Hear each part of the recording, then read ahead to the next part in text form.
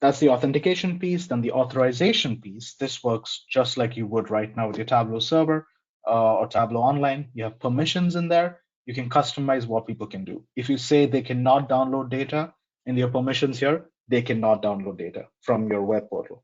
If you say they cannot download an image, they cannot even view a web image from your embedded portal. All these are things that you can control on a Tableau server. So this is again the proficiency piece that where you can be completely proficient in your BI tool in how you share your BI insights with Tableau and use just that to control this embedded interface. You do not need to learn any complicated programming language to work with that. Rather, you can just have the web development done by your web development team. So essentially, everything that I built out here, you could have someone else doing all this, and you can have your BI developers actually setting the authorization piece. The next best part about Tableau in embedded is the community, of course.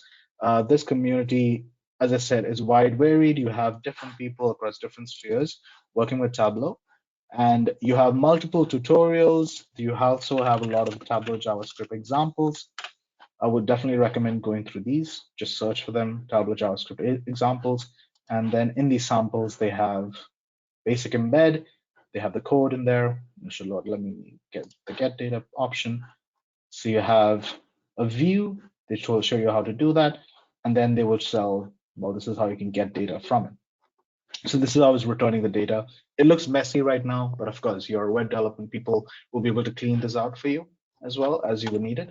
But this is how Tableau returns the data. So this is the code. They have boilerplate code for that as well that you can copy, just replace the URLs, and you're good to go. You can change this JavaScript piece as well. And this is always backwards compatible. Like there are a few methods that they deprecate over time. Sure, that does happen. But you can you have this JavaScript script in your Tableau server. So let's say you upgrade tomorrow, it's going to maintain it exactly the way Tableau maintains it. So with your new server, with a new version that you're on, it might have this. It might have an updated JavaScript script in the backend, but of course, Tableau is not going to change multiple functions at the same time because they know that will break things for people. So they will usually give, in typical JavaScript field possibilities, they would give you a deprecated message over time, which you would be able to see within your console. So in the console, will tell you, oh, this thing is being deprecated right now, things like that. Right. So I do not know why I have a mobile UI right now. Oh yeah, there we go. So these are things that, of course, Tableau does with best developer practices. So you don't have to be worried about compatibility. That's going to be fixed always.